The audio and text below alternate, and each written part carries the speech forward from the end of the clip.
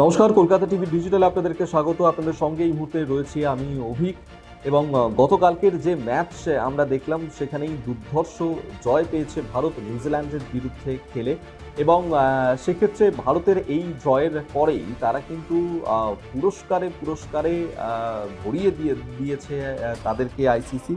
এবং সেক্ষেত্রে আমরা এর আগে দেখেছিলাম যে আইসিসি কিন্তু আগেই ঘোষণা করেছিল যে 2026-এর যে টি-20 ওয়ার্ল্ড কাপ তাতে যে দল জিতবে তাদের জন্য $13.5 মিলিয়ন অর্থাৎ আনুমানিক 123.77 কোটি টাকা ধার্য করা হয়েছিল।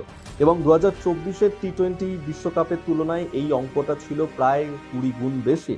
এবং সেক্ষেত্রে আইসিসি বিজয়ী দল হিসেবে টিম ইন্ডিয়াকে $2.45 মিলিয়ন দিয়েছিল এর আগে। এবং সেক্ষেত্রে রানার্স আপ হিসেবে দক্ষিণ আফ্রিকা পেয়েছিল সেই সময় $1.28 মিলিয়ন আর্থিক পুরস্কার। কিন্তু সেক্ষেত্রে এই যে ম্যাচ টি-20 ওয়ার্ল্ড কাপ ভারত জিতলো, সেক্ষেত্রে ভারত কত টাকা পেল সেটাই আপনাদেরকে জানাবো। টি-20 ওয়ার্ল্ড কাপের যে বিজয়ী দল তারা পেয়ে গেল হচ্ছে যে 27.50 কোটি টাকা, প্রায় এত টাকা তারা পেয়ে গেল। এবং অন্যদিকে যারা হেরে গেল তাদের ঝুলিতে এসেছে মাত্র 14.67 কোটি টাকা।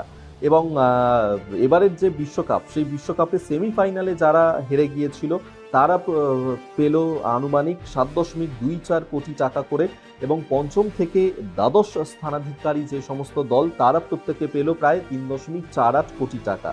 এবং 13 থেকে 20 নম্বরের মধ্যে যাদের নাম ছিল তারা প্রত্যেকে পেল 2.29 কোটি টাকা করে। সত্যি সেটা একটা আইসিসির তরফ থেকে এই একটা বিগ অ্যামাউন্টের পুরস্কার কিন্তু ঘোষণা করা হয়েছিল, যা সত্যি বিজয়ী দল তারা জিতে নিল। এবং অন্যদিকে যারা হারলো তাদের কাছে খুব বড় একটা লস এই পুরস্কার না পাওয়াটা। এখনকার মতন এখানেই শেষ করলাম। দেখতে থাকুন কলকাতা টিভি ডিজিটাল, রাত দিন 7।